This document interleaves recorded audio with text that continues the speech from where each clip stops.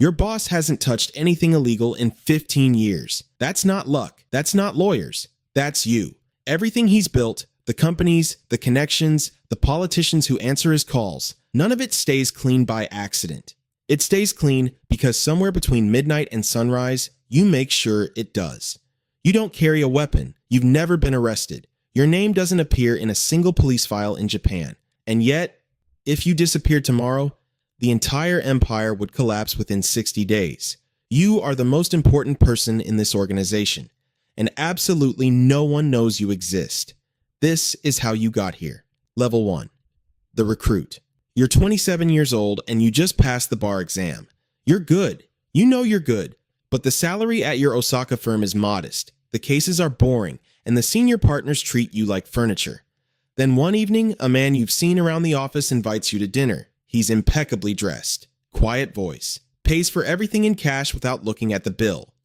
Over the second course, he tells you there's a private client, someone who needs a different kind of legal counsel, someone who values discretion above everything else. The number he mentions is 3 times your annual salary. He's not threatening you, he's not pressuring you, he's simply making an offer. Clean, professional, easy to say no to. You say yes before dessert arrives. What you don't understand yet, Ianpomonji, is that the Yamaguchi-gumi, Japan's largest organized crime syndicate, has been recruiting exactly like this since the post-war years. Not from the streets, from law schools, from accounting firms, from government offices. They don't want soldiers. They want people who know how the system works and are willing to quietly work against it. You think you're joining a client. You don't realize yet you're joining a family. Level 2. The cleaner. Your first assignment is boring. A warehouse property in Kobe. Transfer the deed from one company to another. File the paperwork. Done. You don't ask who owns either company. You don't ask what's stored in the warehouse. You don't ask why this couldn't go through normal channels. You just do the work. Beat 3 days later, the fee appears in your account. Clean, fully taxed, not a trace of anything unusual. You tell yourself it's just finance law. Corporate restructuring, completely routine. And here's the thing. Technically, you're right. Japan's National Police Agency has documented this for decades. Yakuza organizations use shakai-jin, respectable civilians, as proxy directors, nominee shareholders, legal conduits. The crime was always one layer removed. The civilians' hands were always technically clean. That was the architecture of the whole system. Beat. And now, without fully deciding to, you've become part of it. They gave you the easiest job possible. They needed to know if you'd ask questions. You didn't. Level 3. The architect. 6 months in, they hand you a flowchart, 19 companies, construction firms, a real estate holding group, 3 entertainment companies, a chain of pachinko parlors. The corporate structure is a maze. Nominee directors, foreign subsidiaries, a holding company registered in the Cayman Islands. Your job is to rebuild it. Beat the 1992 anti-organized crime laws. The Boryokudan Taisaku Ho forced every Yakuza-adjacent operation in Japan to restructure. Law enforcement could now identify and restrict known gang members. The solution was distance, layers, legitimate-looking civilian faces at every legal touchpoint. You spend 3 weeks alone in a Kyoto hotel room. You build something elegant, something that even JAFIC, Japan's Financial Intelligence Center, Chaitsu, would need months to untangle. Multiple holding layers, nominee ownership chains that change ownership annually, subsidiaries that exist on paper in 4 different countries. When you present it to the boss, he looks at it for 40 seconds. Beat. Then he nods once. You feel something strange. Pride. Genuine, professional pride. The fact that you just built the financial skeleton of a criminal empire. You've stopped thinking about that part. You built something beautiful. What it's built to hide? That's someone else's problem now. Level 4. The negotiator. The call comes on a Tuesday. 3 pachinko parlors in Nagoya. A rival group has moved into the territory. In another era, this would end with violence, arrests, newspaper headlines. Instead, they send you. You fly to Nagoya. You meet the other group's intermediary at a private dining room in a hotel neither of you own. No weapons, no threats, just 2 men in good suits, eating well, talking carefully. Over 4 hours, you construct a territorial agreement. A monthly payment structure, a public narrative that lets both sides claim they were never in conflict to begin with.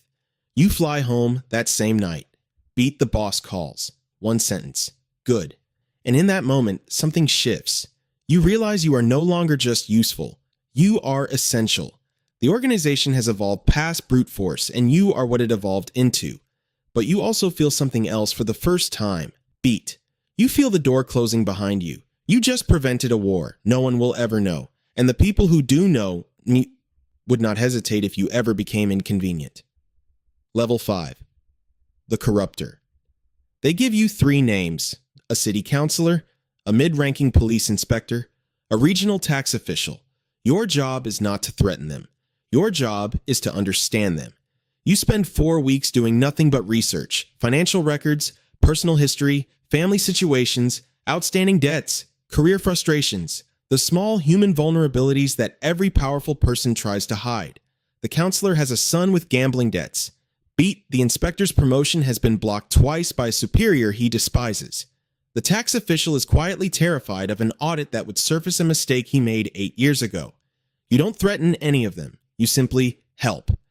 The son's debts disappear. The inspector's career obstacle encounters some unexpected professional difficulties. The tax official receives a quiet assurance that the right people are looking the other way. Within 6 months, all 3 take your calls before their wives. Japan's bubble economy era is full of documented cases like this. Politicians linked to organized crime, police officers tried for accepting Yakuza payments, officials whose careers moved in directions that later required explanation. None of them started as criminals. Beat. They started exactly like this. You didn't corrupt 3 people. You found the corruption that was already there. You come and gave it a phone number. Level 6. The Crisis Manager. 2 a.m. Your phone. One of the boss's senior lieutenants has been arrested in Shinjuku. He's in a holding room. He hasn't spoken yet. You have 6 hours before that changes. You don't panic. Panic is for people who haven't planned for this. You make 9 phone calls in a precise order. The lawyer is in the room within 40 minutes. 2 key witnesses, independently for reasons entirely their own, find that their recollections of that evening have become uncertain. A journalist who was preparing to break the story receives a private message containing information about his own past that he'd prefer stayed private. By 7 a.m., you're eating breakfast at a hotel near Osaka Station. The problem no longer exists. You sit there, drinking coffee, reading a newspaper, and you notice something that should disturb you more than it does.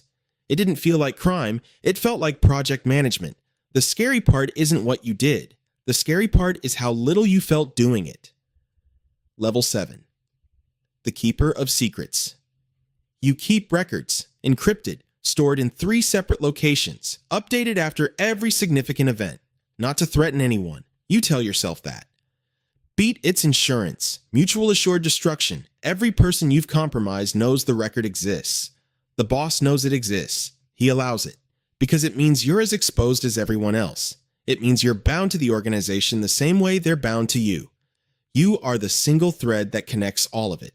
Every bribe, every deal, every crisis managed, every career quietly destroyed or quietly saved, every witness who suddenly forgot, every official whose silence you purchased not with threats, but with precisely understood human weakness. Japanese prosecutors have spoken about this publicly. The reason senior civilian associates of organized crime are almost impossible to turn. They don't just know secrets, they are the secrets. Flipping them would unravel systems that extend far beyond any single criminal organization. You are not a gangster. You are something harder to prosecute than that. You are the reason the system works. You used to wonder if you were one of the bad guys. You stopped wondering a long time ago. Level 8. The Ghost. You haven't attended a meeting in 3 years. You haven't been to an office in longer than that. Your official identity, the one that exists on paper, that has a passport and a LinkedIn profile and pays taxes in Singapore, belongs to a mild-mannered financial consultant. Clean record. No associations. Completely unremarkable. Your name does not appear in a single NPA intelligence file. Beat. The people you manage have never met you in person. The politicians you own have never seen your face. The lawyers who carry out your instructions receive them through intermediaries, who receive them through other intermediaries. You have achieved what you set out to achieve at that dinner in Osaka 15 years ago. You are completely untouchable. You are completely invisible. You are completely alone. The goal was power. The cost of power was exposure. The solution to exposure was disappearance. And disappearance, it turns out, is just another word for something you didn't have a name for when you were 27 years old, sitting in a restaurant saying yes before dessert arrived. You made yourself a ghost so no one could touch you. Beat. You didn't realize you'd stop being able to touch anything either. Your phone vibrates. One name on the screen. No message. You already know what it means. You pick it up, not because you want to, not really, but because this is what you do now. Not by choice, not anymore, but by the weight of 15 years of small decisions that each seemed reasonable at the time, and each closed a door behind you so quietly you never heard it shut. You answer, you listen, you say 3 words. I'll handle it.